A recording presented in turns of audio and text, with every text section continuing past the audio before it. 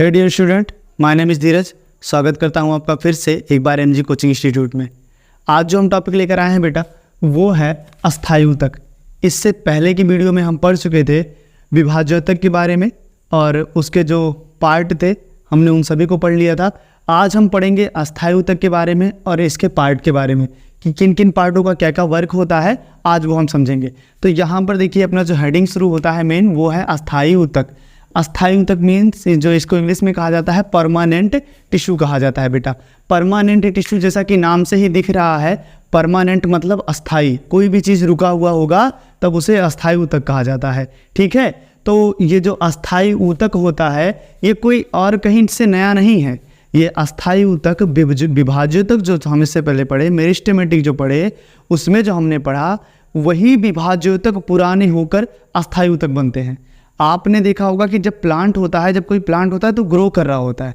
जब वो plant grow कर रहा होता है तो उसमें क्या होता है कि वो धीरे धीरे ऊपर का जो उसका एरिया होता है ग्रीन होते होते धीरे धीरे ऊपर चला जाता है, लेकिन उसके जो नीचे वाला एरिया होता है वहाँ पर हम क्या देखते हैं कि वो एरिया ब्राउन होना शुरू हो जाता है, डार्क होना शुरू हो जाता है। और जो एरिया डार्क होना शुरू हो जाता है मतलब वो क्या है, अस्थायी ऊतक। मतलब एक टाइम पहले, कुछ समय पहले तो अस्थायी ऊतक था, वो विभाज्योतक था क्योंकि उसके अंदर विभाजन हो रहा था, लेकिन उसके बाद उसके अंदर विभाजन नहीं हो रहा तो क्या है, अस्थायी ऊतक है। ठीक है बेटा, वो क्या है, अस्थायी ऊतक है। अब चलिए समझते हैं अस्थायी ऊतक होता कहाँ पर है। तो अस्थायी ऊतक जो होता है बेटा वो त्वचा में, जड़ में, तनों में, पत्तियों में, फलों के बीजों या फिर कह सकते हैं जो बीज होते हैं उनके अंदर, या फिर फल जो होता है उसके गूदे। ठीक, यहाँ सभी क्या पाए जाते हैं, ये अपने अस्थायी ऊतक वहाँ पर प्रेजेंट होते हैं। ठीक है, अब यहाँ पर देखिए ये जो अस्थायी ऊतक होता है बेटा ये दो प्रकार का होता है। एक होता है सरल अस्थायी ऊतक, एक होता है जटिल अस्थायी ऊतक। सरल अस्थायी ऊतक और जटिल अस्थायी ऊतक। और सरल अस्थायी ऊतक को इंग्लिश में कहते हैं simple permanent tissue. Simple permanent tissue, इसका मतलब ये जो सरल ऊतक है, अगर तुमसे कोई पूछे सरल ऊतक कैसा होता है, तो जो सरल ऊतक होता है बेटा वो एक ही प्रकार की कोशिकाओं से मिलकर बना होता है। जो सरल ऊतक होता है वो कैसा होता है, एक ही प्रकार की कोशिकाओं से मिलकर बना होता है और एक ही तरीके का कार्य कर रहा होता है। आप यहाँ पर लिख भी सकते हैं जो सरल ऊतक होता है वो एक ही प्रकार की कोशिका, एक प्रकार की कोशिका, और बेटा कोशिका के साथ साथ ये क्या एक ही प्रकार का कार्य करती है। एक ही प्रकार की कोशिका और एक ही प्रकार का कार्य को कंप्लीट करती है। ये काम होता है सरल अस्थायी ऊतक का। सरल अस्थायी ऊतक यही होते हैं। आपको जहाँ पर भी प्लांट में एक ही तरीके का कोशिकाओं का कॉम्बिनेशन मिले वहाँ सरल अस्थायी ऊतक होता है। ठीक है, अब सरल अस्थायी ऊतक जो होता है वो तीन प्रकार का होता है। ठीक है, पहला होता है मृदु ऊतक, दूसरा होता है स्थूलकोण ऊतक और तीसरा होता है दृढ़ ऊतक, यानी पैरेन्काइमा, कॉलेनकाइमा एंड स्क्लेरेन्काइमा। तीन होते हैं, इन्हें हिंदी और इंग्लिश में हम दोनों को बता रहे हैं। आप देखिए हमने यहाँ पर मृदु ऊतक लिखा है, स्थूलकोण ऊतक लिखा है और दृढ़ ऊतक लिखा है। इसका मतलब ये तीन प्रकार का होता है। पहला ये प्रकार है, दूसरा स्थूलकोण ऊतक है और तीसरा दृढ़ ऊतक है। बेटा ये आगे पीछे कहीं पर लिखा रहेगा तो इसका मतलब ये नहीं कि ये लाइन बाय लाइन आते हैं। आइए कैसे भी आगे पीछे आप इन्हें ऐड कर सकते हैं, लेकिन पार्ट आपको तीन ही बताना है। अब तीनों पार्ट के अलग अलग वर्क होते हैं, तीनों पार्ट के अलग अलग काम होते हैं जो ये प्लांट के अंदर कंप्लीट करते हैं। तो आइए देखते हैं कि क्या क्या काम करते हैं ये। तो भाई जो अपना मृदु ऊतक होता है यह कोमल अंगों पर पाया जाता है। पौधे जो होते हैं उनकी पत्तियों का जो नाजुक वाला भाग होता है, जो डंठल होता है उसका नाजुक भाग होता है, और जो फल होते हैं उसका नाजुक भाग होता है। सभी के कोमल अंगों पर, उनके सतहों पर ये फूलों, फलों, पत्तियों जितना भी नाजुक अंग होते हैं वहाँ पर ये पाए जाते हैं। मृदु ऊतक पाए जाते हैं वहीं पर। ठीक है बेटा, और ये क्या करते हैं, भोजन का संचय करते हैं, संचय और दृढ़ता प्रदान करते हैं। भोजन का संचय का मतलब भोजन जो होता है उसको क्या करते हैं, एक जगह से दूसरी जगह तक ले जाने में मदद करते हैं अपने मृदु ऊतक। जैसा कि नाम में इसे लिखा है मृदु ऊतक, यानी ये मृत कोशिकाओं का होता है। भोजन का संचय सहारा प्रदान करते हैं भोजन का संचय करने में, और दृढ़ता प्रदान करते हैं। पौधे के ऊपर की जो लेयर होती है स्थूल कोण, ये जो कॉलन काइमा है, इसी के नीचे ये पाए जाते हैं और इनका जो लेयर होता है वो उसी के नीचे लेयर में होते हैं, उसी के नीचे ये लेयर में होते हैं। मान लीजिए आपका ये मृदु ऊतक है और ये स्थूल कोण ऊतक इसके नीचे है, तो ये क्या करेंगे, ऊपर वाली लेयर को क्या करते हैं, उनको दृढ़ता प्रदान करेगा और इसी के नीचे भोजन संचय हो रहा होगा। मतलब अगर हवा पानी लग रहा है, गर्म हवा है, सूख न जाए, तो उसकी वजह से क्या है, ये अपना मृदुतक उनके ऊपर पाया जाता है और भोजन का संचय और दृढ़ता प्रदान करता है। आप इतना टॉपिक मृदुतक के लिए याद रखिए, आपके लिए बहुत इंपॉर्टेंट है। ठीक है, अब दूसरे पे आते हैं, स्थूल कोण ऊतक यानी कॉलन काइमा पे।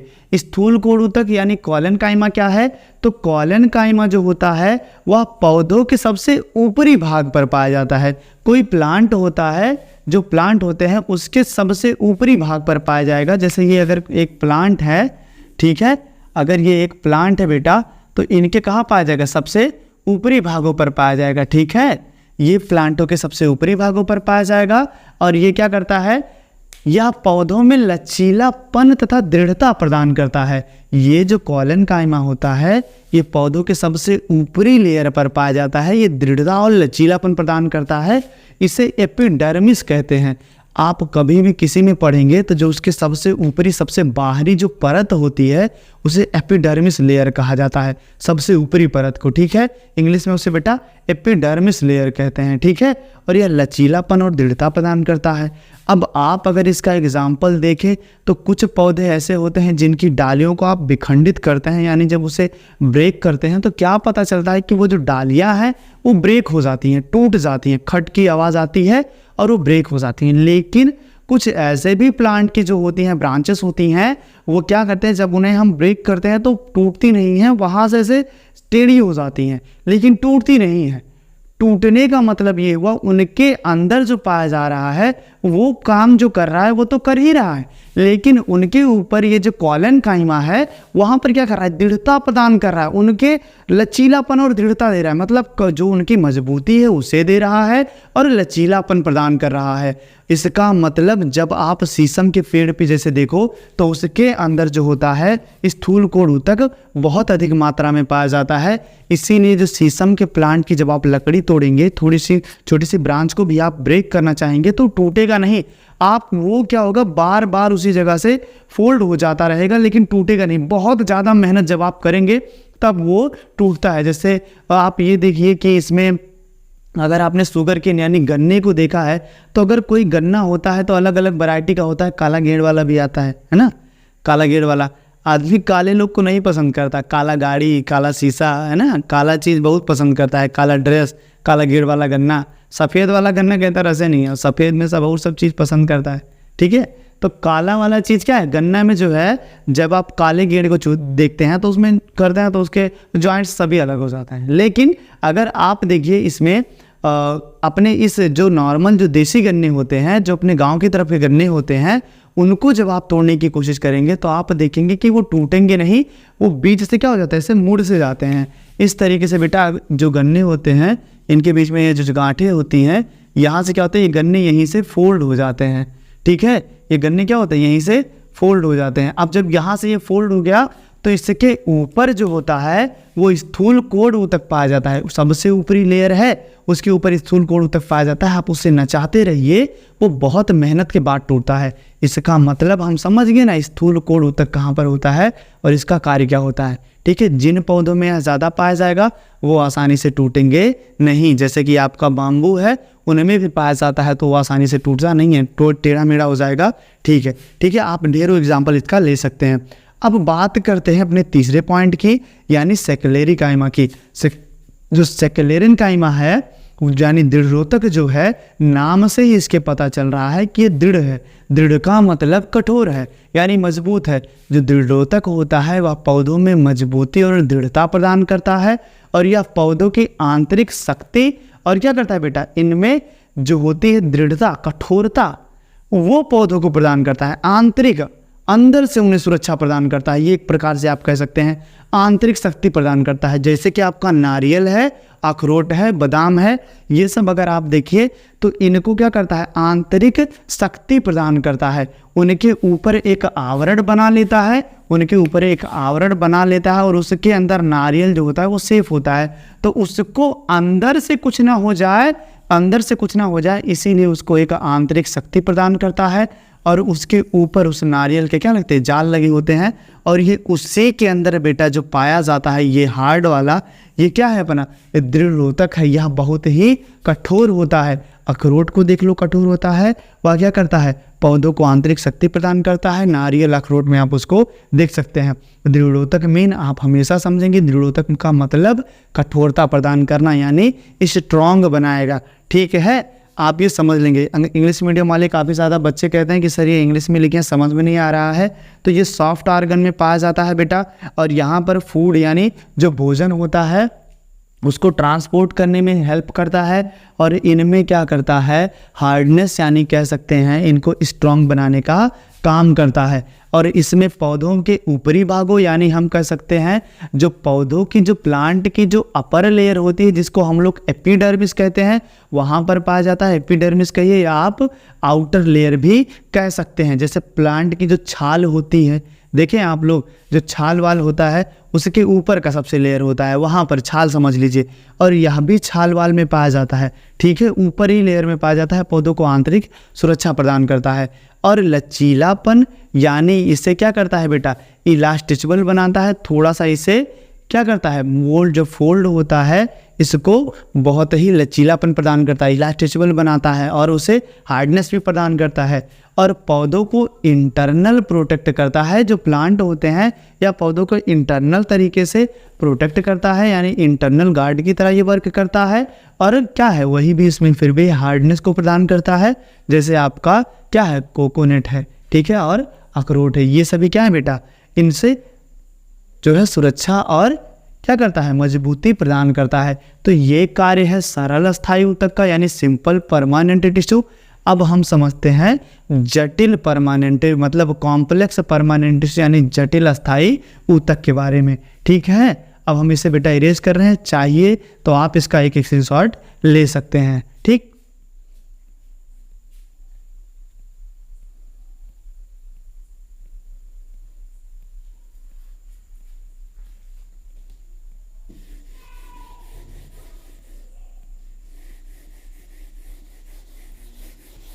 He says, what is your time?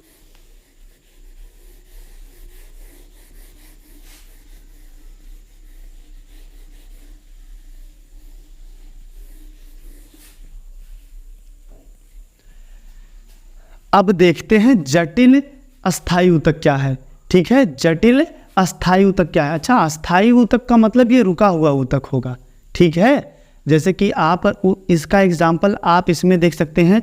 Plant कोई होता है, जैसे कि अपना वो आपने पपाया का प्लांट देखा होगा, उसमें क्या होती है, पपाया के प्लांट की जो गांठें होती हैं वो दिख रही होती हैं। और कभी कभी ये गांठें जो हैं आपको एक साथ में दिखेंगी, कभी कभी ये दूर दिखती हैं, दूर दूर ये कभी कभी दिखती हैं, लेकिन कहीं पर ये एक साथ ज़्यादा मात्रा में दिखने लगती हैं। तो यह बात वह बताता है कि यहाँ पर जो अपना विभाज्योतक था वह वृद्धि के समय कुछ समय के लिए रुक गया था और वहाँ पर परमानेंट जो टिश्यू है वहाँ पर बन गया है, यानी मेरिस्टेमेटिक से परमानेंट टिश्यू में कन्वर्ट हो जाता है। आप पपाया के प्लांट में इसे बहुत आसानी से देख सकते हैं। चलिए अब समझते हैं जटिल अस्थायी ऊतक क्या है, यानी परमानेंट वाला टिश्यू क्या है, यानी कॉम्प्लेक्स परमानेंट टिश्यू को। तो ये बेटा दो प्रकार का होता है। ये कितने प्रकार का होता है, दो प्रकार का होता है। आपका एक होता है जाइलम, क्या होता है, जाइलम, यानी हिंदी में भी इसे जाइलम कहते हैं, और यहाँ पर हम लिख देते हैं फ्लोएम।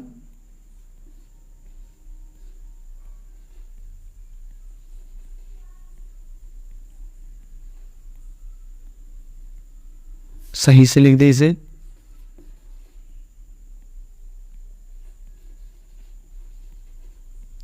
ये फ्लोएम है, ये जाइलम है। ठीक है, फ्लोएम और जाइलम। हम इसे समझेंगे ये क्या करते हैं, इनका काम क्या होता है प्लांट में, ये जटिल अस्थायी ऊतक के। अच्छा हाँ, आप एक बात रखेंगे कि ये जो होते हैं बेटा पौधों में हमेशा संवाहन का कार्य करते हैं। जैसे कि जाइलम जो होता है ये क्या करता है, या पौधों में क्या करता है, या जा से जाइलम, आप शॉर्ट याद रखेंगे, जड़ों से क्या करता है जल, जा से जड़, जा से जल, और जाय से जाइलम, जड़ों से जल खनिज पदार्थ, क्या बेटा जल और खनिज पदार्थ। ठीक, ये खनिज पदार्थ जो होते हैं इनका क्या करता है बेटा अवशोषण करके पौधे के विभिन्न भागों तक पहुंचाता है। यानी ये क्या कहाँ पर पाया जाता है, जाइलम जड़ों में पाया जाता है। यह पौधों में खनिज लवण तथा जल का अवशोषण करके पौधों के विभिन्न भागों तक पहुंचाता है। जल मतलब बेटा वाटर, खनिज लवण यानी मिनरल्स को। ठीक है, अब यहाँ पर मिनरल्स को इकट्ठा करके पौधे के विभिन्न भाग में पहुंचाएगा तभी तो प्लांट ग्रो करेगा। ठीक है, तो जाइलम क्या करता है, जल में बने जड़ में पाया जाता है, या जड़ों से जल अथवा खनिज पदार्थों को पौधे के विभिन्न भागों तक पहुंचाता है। जाइलम में मूल रोम होते हैं, आपने रोम सुना होगा, मूल रोम सुना होगा।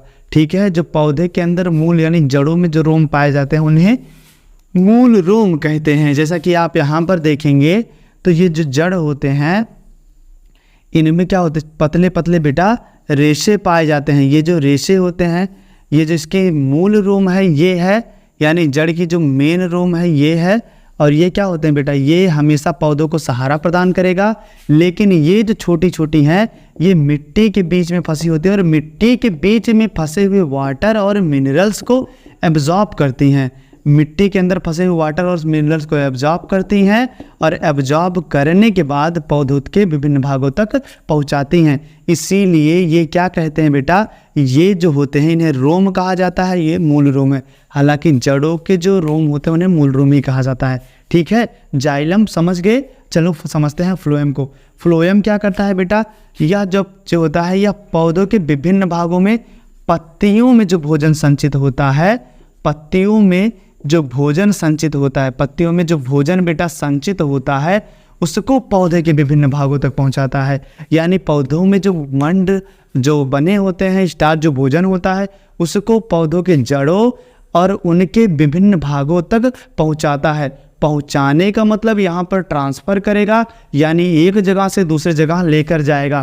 तो जब भी कोई चीज़ एक जगह से दूसरे जगह तक जाता है तो उसे हम लोग संवाहन कहते हैं। अतः जाइलम जो है और फ्लोएम जो है, यानी आपके जाइलम और फ्लोएम को कहा जाता है संवाहनी ऊतक। क्या कहा जाता है बेटा, संवाहनी ऊतक कहा जाता है। ठीक है, संवाहनी ऊतक, यानी ये दोनों नाम आप ऐड कर सकते हैं जटिल ऊतक के लिए, यानी ये दोनों काम संवाहन का ही कर रहे हैं।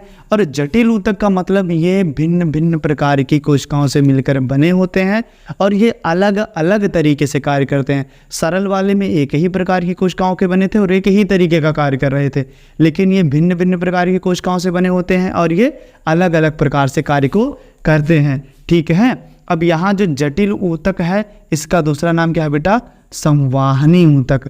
क्या नाम है, संवाहनी ऊतक, क्योंकि संवाहन कर रहा है बेटा, इसलिए इसे क्या कहा जाता है, संवाहनी ऊतक कहा जाता है। ठीक है, आप इस टॉपिक को अच्छे से समझ लीजिए और मैं इसमें कुछ आपको क्वेश्चन भी बता देता हूँ कि किस तरीके से आपको क्वेश्चन पूछे जा सकते हैं। ठीक है, आप यहाँ पर देखिए, ये जो जटिल ऊतक है ये क्या है, आप ये बताइए। हाँ, वो थोड़ा सा हम एक पॉइंट इसमें बताना चाहेंगे, वीडियो के लास्ट में थोड़ा एक पॉइंट बता दूं कि ये संवाहनी ऊतक से पहले एक बात और बता दूं मैं कि कुछ बच्चों ने वीडियो पे कमेंट किया था। एक बच्चे ने पूछा था सवाल कि क्या सर उंगलियां फोड़ने की वजह से उंगलियों में जो जोड़ के खट खट के ये जो आवाज़ आती है, क्या उससे उंगली में कोई बीमारी हो सकती है या फिर हड्डियों में कोई इफ़ेक्ट पड़ता है या नहीं।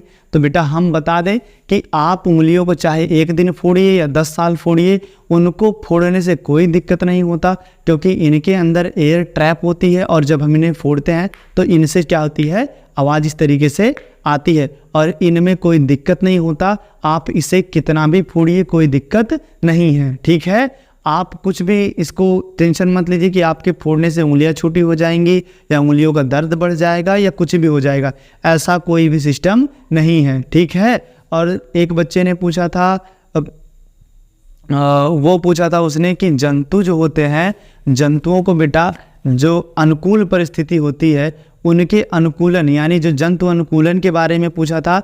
पशु के जो होते हैं उनको अनुकूलन के बारे में उसने पूछा था, एक बच्चे ने कमेंट किया था। तो हम उसे बता दें बेटा वो अनुकूलन क्या है, पशु अनुकूलन क्या है आपका, वो ये है कि जब कोई जीव यहाँ नेचर में, इन्वायरमेंट में, यहाँ के जो इन्वायरमेंट है जो चेंज हो रहा है, यहाँ का क्लाइमेट जो चेंज हो रहा है उसके थ्रू, जैसे जो क्लाइमेट जो चेंज हो रहा है उसके साथ साथ अपने बॉडी के थ्रू या फिर अपने बॉडी के एक्सटर्नल या फिर इंटरनल ऑर्गन के अंदर कुछ भी चेंजेस लाए और वहाँ पर वो सरवाइव कर जाए, उसे ही पशु अनुकूलन कहते हैं। ठीक है, जंतु अनुकूलन या पशु अनुकूलन कहते हैं। जैसे कि डायनासोर क्या थे, पहले के टाइम पे वो क्या हुए कि जब पृथ्वी ठंडी होती गई लेकिन वो उसके वातावरण के हिसाब से नहीं चल पाए, इसलिए वो क्या हो गए, उनकी डेथ हो गई और वो इस संसार से विलुप्त हो चुके हैं। इसका मतलब जब भी कोई जंतु या हम भी अगर इस वातावरण के अनुकूल नहीं रहेंगे तो वातावरण यानी नेचर हमें यहाँ से निकाल देगी। ठीक है, प्राकृतिक रूप से हमें इसी के साथ रहना है, इसीलिए हम नेचर में रह पाएंगे। आप प्लांट को हटा देंगे तो नेचर हमें भी हटा देगा। ठीक है, तो हमें प्लांट काटना नहीं चाहिए, जल का अधिक नुकसान नहीं करना चाहिए। ठीक, अब हम आपको ये बता देते हैं कि क्वेश्चन किस तरीके से पूछा जाएगा, ये बता देते हैं। जैसे आपसे पूछ लिया कि जटिल ऊतक के कार्य, तो आप भूल जाओगे क्योंकि जटिल ऊतक के कार्य आपको पता नहीं है, आप क्या बताओगे। तो आपको जब भी ऐसे क्वेश्चन आते हैं कि जटिल यानी परमानेंट या कॉम्प्लेक्स टिश्यू के कार्य बताइए, तो आपको देखना है इसके अंतर्गत कौन कौन आता है। तो इसके अंदर जाइलम आता है और फ्लोएम आता है। तो जाइलम के वर्ग को लिख दो, यानी जड़ से खनिज लवणों का अवशोषण, यानी पूछा जाएगा जटिल ऊतक कॉम्प्लेक्स टिश्यू क्या करता है, तो जो रूट्स में जो मिनरल्स हैं उनको एब्जॉर्ब करता है एंड ट्रांसफ़र करता है प्लांट के सभी पार्ट में, और पत्तियों में जो भोजन बने होते हैं उनको पौधों के विभिन्न भागों तक पहुंचाता है। यही कार्य होता है जटिल अस्थायी ऊतक का। मतलब आप इन्हीं दोनों के जो है आप वर्ग को कंबाइन करके उसका जवाब दे सकते हैं। अब चाहे अस्थायी ऊतक के बारे में पूछा जाएगा तो अस्थायी ऊतक जो होगा उसके अंदर क्या करेंगे, आप सरल ऊतक के भी कार्य को लिखेंगे और जटिल अस्थायी ऊतक के भी कार्य को लिख के वहाँ अस्थायी ऊतक का कार्य बना सकते हैं। इसी तरीके से आप इस तरीके से आने वाले सभी क्वेश्चन का जवाब दे सकते हैं। अगली वीडियो में हम आपसे इसके और आगे बताएंगे। ठीक है, इसका जो नेक्स्ट पॉइंट है उसे भी कवर करेंगे, फिर आपको जंतु ऊतक के बारे में बताएंगे। अगर वीडियो आपको इन्फॉर्मेटिव लग रहा है कि वीडियो आपको समझ में आई है, तो आप वीडियो लाइक कर दीजिए और चैनल पर नए हैं तो सब्सक्राइब कर लीजिए। ठीक है, और कैसी लगी ये वीडियो कमेंट में ज़रूर बताइएगा। आप ना हो तो इसका एक स्क्रीनशॉट भी ले लें। ठीक, मिलते हैं आपसे अगली वीडियो में, ध्यान रखिएगा तब तक।